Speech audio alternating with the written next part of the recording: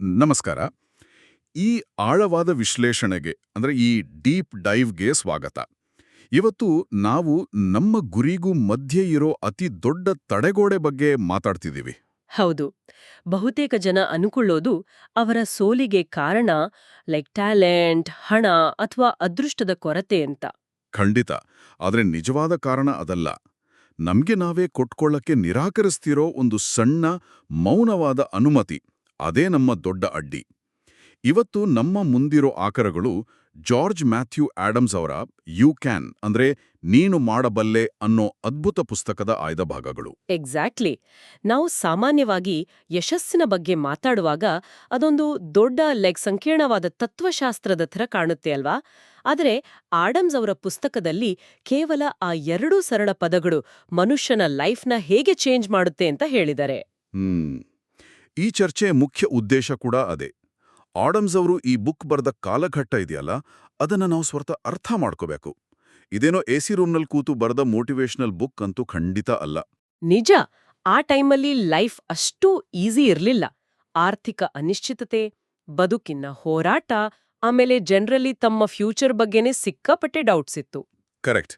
ಆ ಕಠಿಣ ಪರಿಸ್ಥಿತಿಯಲ್ಲಿ ಅವರು ಯಾವುದೇ ಗೊಂದಲಮಯ ತತ್ವಶಾಸ್ತ್ರ ಹೇಳೋಕ್ ಹೋಗ್ಲಿಲ್ಲ. ಹೌದು.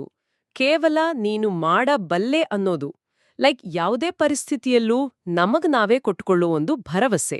ಸರಿ, ಇದನ್ನು ಸ್ವಲ್ಪ ಬಿಡಿಸಿ ನೋಡೋಣ ಬನ್ನಿ. ಯು ಕ್ಯಾನ್ ಅಂದ್ರೆ ಸಾಧ್ಯ ಅನ್ನೋದು ಕೇವಲ ಬಹುಶಃ ಅಂತಲ್ಲ, ಅಥವಾ ಯಾವತ್ತಾದ್ರೂ ಒಂದಿನ ಮಾಡ್ತೀನಿ ಅನ್ನೋ ಆಶಾವಾದ ಕೂಡ ಅಲ್ಲ. ಅದೊಂದು ಖಚಿತ ನಿರ್ಧಾರ. ಅಂದ್ರೆ ನಾನು ಇದನ್ನ ಮಾಡೇ ಮಾಡ್ತೀನಿ ಅನ್ನೋ ದೃಢವಾದ ನಿಲುವು ಅಲ್ವಾ? ಎಕ್ಸಾಕ್ಟ್ಲಿ. ನಂಬಿಕೆ ಅಂದ್ರೆ ಅದೇನೋ ಆಕಾಶದಿಂದ ಬೀಳೋ ಮ್ಯಾಜಿಕ್ ಅಲ್ಲ. ಅದೊಂದು ಅನುಮತಿ, ಪರ್ಮಿಷನ್. ಪ್ರತಿಯೊಂದು ಕೆಲಸ ಹುಟ್ಟೋದೇ ಈ ಮೌನವಾದ ಒಪ್ಪಿಗೆಯಿಂದ. ಇದನ್ನೇ ಆಡಮ್ಸ್ ಅವರು ಹೇಳೋದು.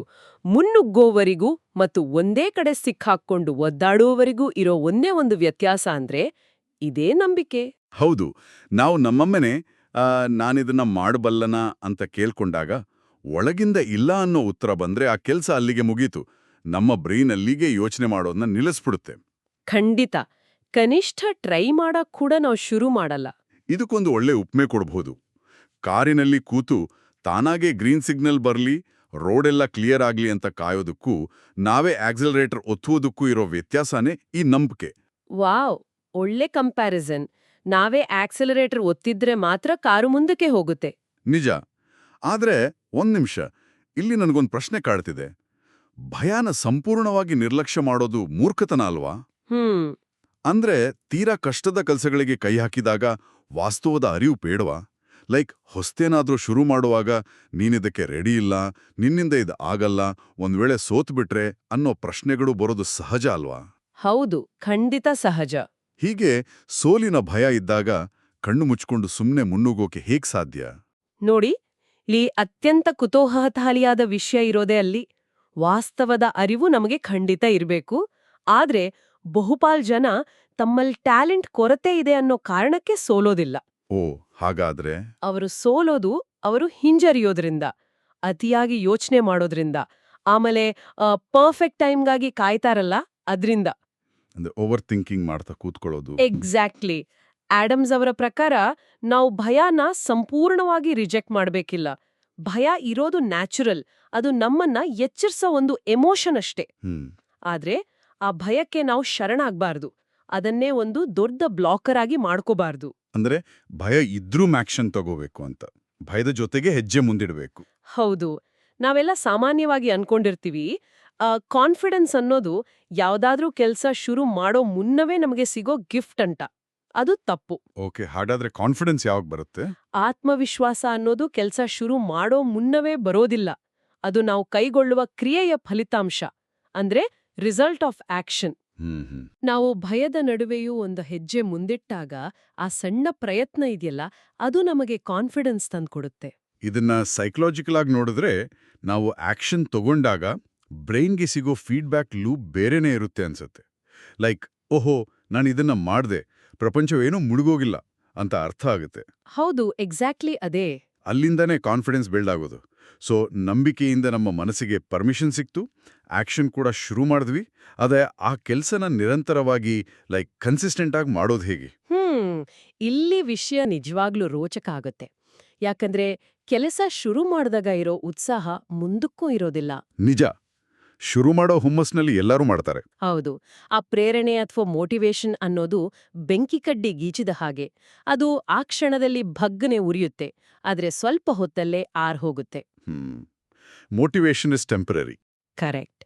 ಆದ್ರೆ ಶಿಸ್ತು, ಡಿಸಿಪ್ಲಿನ್ ಅನ್ನೋದು ವಾಹನದ ಇಂಜಿನ್ ಇದ್ದ ಹಾಗೆ. ಆ ಇಂಜಿನ್ನು ನಮ್ಮನ್ನ ನಿರಂತರವಾಗಿ ಚಲನೆಯಲ್ಲಿರೋ ಹಾಗೆ ಮಾಡುತ್ತೆ. ನ್ಯೂರೋಸೈನ್ಸ್ ಪ್ರಕಾರ ನೋಡಿದ್ರೂ ಇದು 100ಕ್ಕೂ 100 ಸತ್ಯ. ಅಂದ್ರೆ ಬ್ರೈನ್ ಲೆವೆಲ್ನಲ್ಲೂ ಇದು ಪ್ರೂವ್ ಆಗಿದೆಯಾ? ಖಂಡಿತ. ಮೋಟಿವೇಶನ್ ಅನ್ನೋದು ಡೋಪಮೈನ್ ಆಧಾರಿತ. ನಮಗೆ ಯಾವುದೋ ಇನ್ಸ್ಪೈರಿಂಗ್ ವಿಡಿಯೋ ನೋಡಿದಾಗ ಅಥವಾ ಹೊಸ ಐಡಿಯಾ ಬಂದಾಗ ಬ್ರೈನ್ನಲ್ಲಿ ಡೋಪಮೈನ್ ರಶ್ ಆಗುತ್ತೆ. ಒಂಥರ ಕಿಕ್ ಸಿಕ್ಕಿದ ಹಾಗೆ. ಹೌದು. ಆದ್ರೆ ಅದು ಹೆಚ್ಚೊತ್ತು ಉಳಿಯೋದಿಲ್ಲ. ಆ ಡೋಪಮೈನ್ ಲೆವೆಲ್ ಕಡಿಮೆ ಆದ ತಕ್ಷಣ ನಾವು ಕೆಲ್ಸ ನಿಲ್ಸ್ಬಿಡ್ತೀವಿ. ಮೋಟಿವೇಶನ್ನ ನೆಚ್ಕೊಂಡ್ ಕೂತ್ರೆ ನಾವು ಯಾವತ್ತೂ ಸ್ಥಿರವಾಗಿರಲ್ಲ. ಆದ್ರೆ ಡಿಸಿಪ್ಲಿನ್ ಹಾಗಲ್ಲ ಅಲ್ವಾ? ಖಂಡಿತ ಅಲ್ಲ.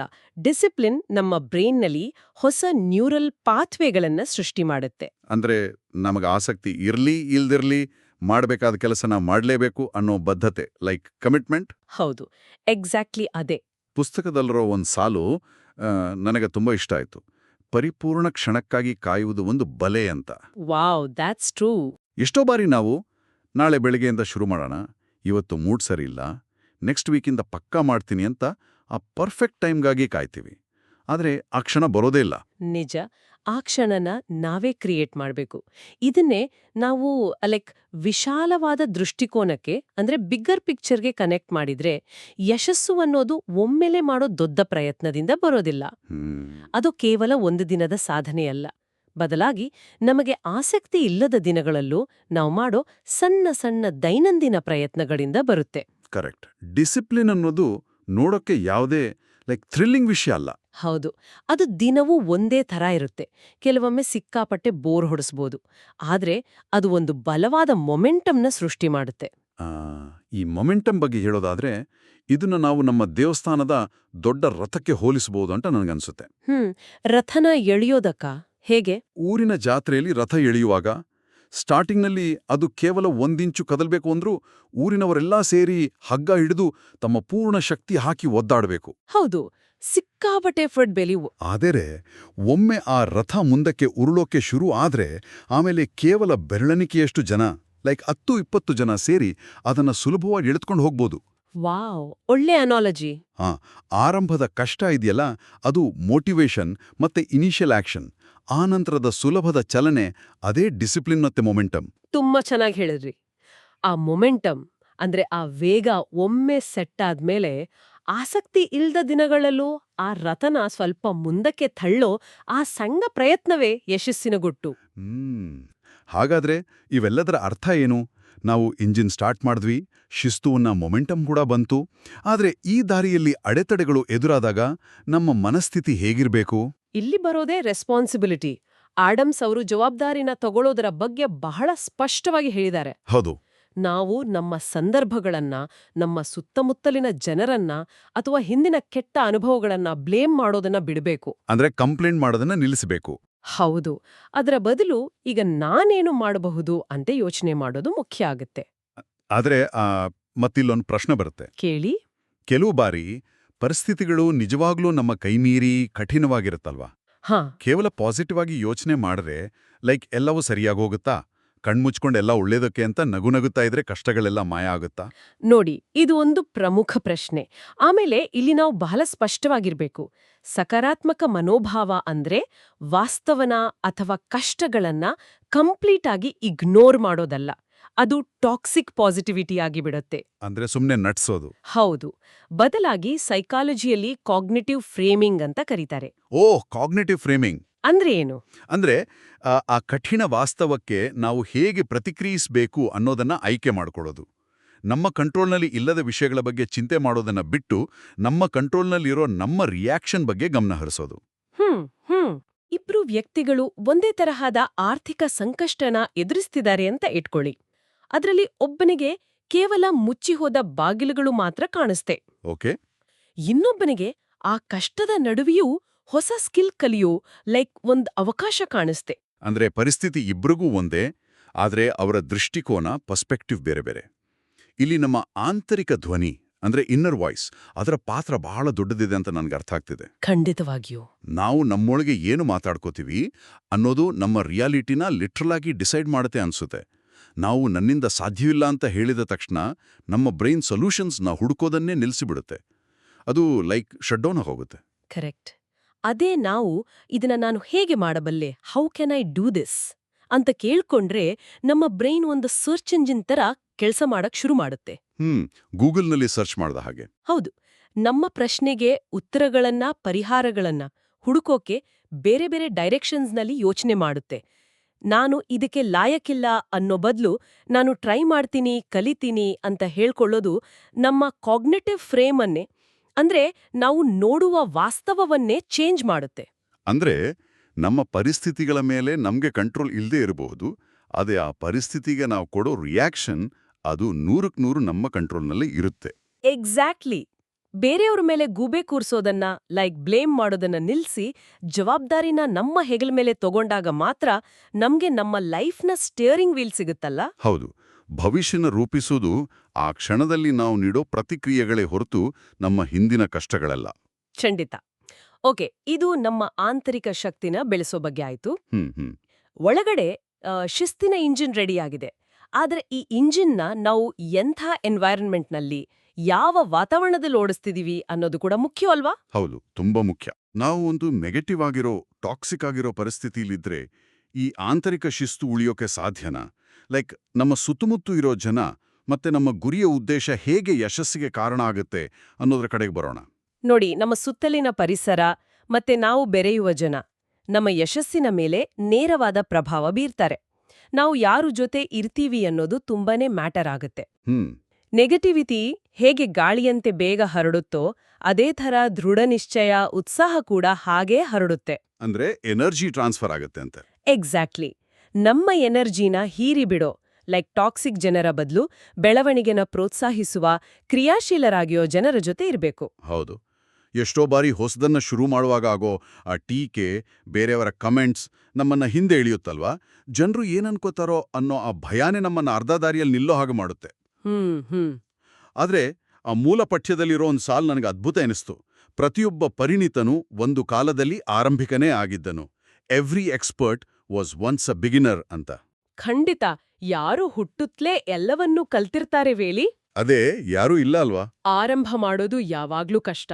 ಯಾಕೆಂದ್ರೆ ಆ ಟೈಮ್ನಲ್ಲಿ ನಮ್ಮ ತಪ್ಪುಗಳು ಜಗತ್ತಿನ ಕಣ್ಣಿಗೆ ಎದ್ದು ಕಾಣಿಸುತ್ತೆ. ಜನರ ಜಡ್ಜ್ಮೆಂಟ್, ಟೀಕೆ ನಮ್ಮನ್ನ ಕಾಡುತ್ತೆ. ಆದ್ರೆ ನಾವು ಎಲ್ಲವನ್ನೂ ತಿಳಿದುಕೊಂಡೇ ಶುರು ಮಾಡಬೇಕು ಅನ್ನೋ ರೂಲ್ಸ್ ಎಲ್ಲೂ ಇಲ್ಲ. ಕರೆಕ್ಟ್. ದಾರಿಯಲ್ಲೇ ಕಲಿಬಹುದು. ಹೌದು. ಆಡಮ್ಸ್ ಅವರು ಈ ಸಣ್ಣ ಸಣ್ಣ ಸುಧಾರಣೆಗಳ ಬಗ್ಗೆ, ಅಂದ್ರೆ ಕಾಂಪೌಂಡಿಂಗ್ ಎಫೆಕ್ಟ್ ಬಗ್ಗೆ ಬಹಳ ಚೆನ್ನಾಗಿ ವಿವರಿಸಿದ್ದಾರೆ. ಪ್ರತಿದಿನ ಕೇವಲ 1% ಅಷ್ಟು ಇಂಪ್ರೂವ್ಮೆಂಟ್ ಕಂಡುಕೊಂಡ್ರು ಅದು ವರ್ಷದ ಕೊನೆಗೆ ಎಷ್ಟೋ ಪಟ್ಟು ದೊಡ್ಡ ಬದಲಾವಣೆ ತರುತ್ತೆ. ನಿಜ. ಆದ್ರೆ ಈ ದಾರಿಯಲ್ಲಿ ಪ್ರಗತಿ ಕಣ್ಣಿಗೆ ಕಾಣದಿದ್ದಾಗ ಸಿಕ್ಕಾಪಟ್ಟೆ ನಿರಾಶೆ ಆಗುತ್ತೆ. ಎಷ್ಟೋ ಜನ ಕೇವಲ ರಿಸಲ್ಟ್ ಕಾಣ್ತಾ ಇಲ್ಲ ಅನ್ನೋ ಒಂದೇ ಕಾರಣಕ್ಕೆ ಅರ್ಧದಲ್ಲೇ ಬಿಟ್ಬಿಡ್ತಾರೆ. ಇಲ್ಲಿ ನಿರಂತರತೆ ಅಂದ್ರೆ ಪರ್ಸಿಸ್ಟೆನ್ಸ್ ಅನ್ನೋದು ಇರಲೇಬೇಕು ಅನ್ಸುತ್ತೆ. ಹೊರಗಡೆ ಪ್ರಗತಿ ಕಾಣ್ದಿದ್ರೂ ಒಳಗಿಂದೊಳಗೆ ಫೌಂಡೇಶನ್ ಗಟ್ಟಿಯಾಗ್ತಾನೆ ಇರುತ್ತೆ. ಖಂಡಿತ. ಆದ್ರೆ ಆ ನಿರಂತರತೆ ಬರಬೇಕು ಅಂದ್ರೆ ನಮ್ಮ ಕೆಲ್ಸದ ಹಿಂದೆ ಒಂದು ಸ್ಪಷ್ಟವಾದ ಉದ್ದೇಶ ಇರಬೇಕು. ಪರ್ಪಸ್. ಹೌದು. ಲಿವಿಂಗ್ ವಿತ್ ಪರ್ಪಸ್ ಅಂತ ಏನ್ ಕರಿತೀವಿ ಅದು ಬಹಳ ಮುಖ್ಯ. ನಾವು ಏನನ್ನ ಸಾಧಿಸೋಕೆ ಹೊರಟಿದ್ದೀವಿ, ಎಂಥ ಲೈಫ್ ಕಟ್ಕೊಳ್ಳೋಕೆ ಹೊರಟಿದ್ದೀವಿ ಅನ್ನೋ ಆ ದೊಡ್ಡ ಉದ್ದೇಶ ಸ್ಪಷ್ಟವಾಗಿದ್ದಾಗ ನಾವು ಮಾಡೋ ಪ್ರತಿಯೊಂದು ಸಣ್ಣ ಬೋರಿಂಗ್ ಕೆಲಸಕ್ಕೂ ಒಂದು ಅರ್ಥ ಸಿಗುತ್ತೆ. ಕರೆಕ್ಟ್. ಉದ್ದೇಶ ಇಲ್ಲ ಅಂದ್ರೆ ನಾವು ಕೇವಲ ಆ ದಿನನಿತ್ಯದ ಸಮಸ್ಯೆಗಳಿಗೆ ರಿಯಾಕ್ಟ್ ಮಾಡ್ತೀವಿ ಅಷ್ಟೇ ಹೊರತು ಲೈಫ್ನ ನಮ್ಮ ಇಚ್ಛೆಯಂತೆ ರೂಪಿಸ್ಕೊಳ್ಳೋದಿಲ್ಲ. ವಾವ್, ತುಂಬಾ ಚೆನ್ನಾಗಿ ಹೇಳಿದ್ರಿ. ಸೊ ಈ ಇಡೀ ಚರ್ಚೆನ ಒಂದು ಚೌಕಟ್ಟಿಗೆ ತರೋದಾದ್ರೆ, ಯು ಕ್ಯಾನ್ ಅಥವಾ ಸಾಧ್ಯ ಅನ್ನೋದು ಕೇವಲ ಒಂದು ಪಾಸಿಟಿವ್ ಸ್ಟೇಟ್ಮೆಂಟ್ ಅಲ್ಲ. ಅದು ಒಂದು ಆಂತರಿಕ ಬದ್ಧತೆ. ಆಡಮ್ಸ್ ಅವರ ಆ ಪುಸ್ತಕದ ಐಡಿಯಾಗಳು ತುಂಬಾ ಸಿಂಪಲ್ ಆಗಿವೆ. ಅಂದ್ರೆ ನಂಬಿಕೆ ಅನ್ನೋ ಪರ್ಮಿಷನ್ನ ನಮ್ಗೆ ನಾವೇ ಕೊಟ್ಕೊಳ್ಳಿ, ಭಯ ಇದ್ರೂ ಆಕ್ಷನ್ ತಗೊಳ್ಳಿ, ಮೋಟಿವೇಶನ್ಗಿಂತ ಹೆಚ್ಚಾಗಿ ಶಿಸ್ತಿನಿಂದ ಇರಿ. ನಿಮ್ಮ ರಿಯಾಕ್ಷನ್ಸ್ಗೆ ಜವಾಬ್ದಾರಿ ತಗೊಳ್ಳಿ. ಮತ್ತೆ ಏನೇ ಆದ್ರೂ ಕನ್ಸಿಸ್ಟೆಂಟ್ ಆಗಿ ನಿರಂತರತೆಯಿಂದ ಮುಂದುವರಿಯಿರಿ. ಹೌದು, ಈ ವಿಚಾರಗಳು ಕೇಳೋಕೆ ಸಿಂಪಲ್ ಅನಿಸುತ್ತೆ, ಆದರೆ ಇವನ್ನ ಆಚರಣೆಗೆ ತರೋದು ಖಂಡಿತ ಸುಲಭ ಅಲ್ಲ. ಖಂಡಿತ ಅಲ್ಲ. ಜಗತ್ತು ನಮಗೆ ಯಶಸ್ಸಿನ ಯಾವುದೇ ಗ್ಯಾರಂಟಿ ಕೊಡೋದಿಲ್ಲ. ಆದ್ರೆ ನಾವು ಹಾಕೋ ಪ್ರಾಮಾಣಿಕ ಪ್ರಯತ್ನಕ್ಕೆ, ಎಫರ್ಟ್ಗೆ ಅದು ಖಂಡಿತ ಸ್ಪಂದಿಸುತ್ತೆ. ಆ ಪ್ರಯತ್ನ ಶುರುವಾಗೋದೇ ಆ ಒಂದು ಚಿಕ್ಕ ನಂಬಿಕೆಯಿಂದ. ನಿಜ, ಜಗತ್ತಿನ ಒಪ್ಪಿಗೆ ನಮಗೆ ಬೇಕಿಲ್ಲ, ಪರಿಸ್ಥಿತಿಗಳು ಪರ್ಫೆಕ್ಟ್ ಆಗೋವರೆಗೂ ಕಾಯ್ಬೇಕಿಲ್ಲ. ಕೇವಲ ಆ ಮೊದಲ ಹೆಜ್ಜೆ ಇಡ ಧೈರ್ಯ ಇದ್ರೆ ಸಾಕು. ಸರಿ, ಕೊನೆಯಲ್ಲಿ ಆಲೋಚನೆಗೆ ಇಲ್ಲೊಂದು ಪ್ರಶ್ನೆನ ಬಿಡ್ತಿದ್ದೀನಿ. ಆತ್ಮವಿಶ್ವಾಸ ಅನ್ನೋದು ಕೆಲ್ಸ ಶುರು ಮಾಡಿದ ನಂತರ ಸಿಗೋ ಬಹುಮಾನ ಆಗಿದ್ರೆ, ಕೇವಲ ಆತ್ಮವಿಶ್ವಾಸ ಇಲ್ಲ ಅನ್ನೋ ಒಂದೇ ಕಾರಣಕ್ಕೆ ಯಾವ ಕೆಲ್ಸನ ಶುರು ಮಾಡದೆ ಮುಂದೂಡ್ತಿದ್ದೀವಿ? ಯೋಚನೆ ಮಾಡಿ.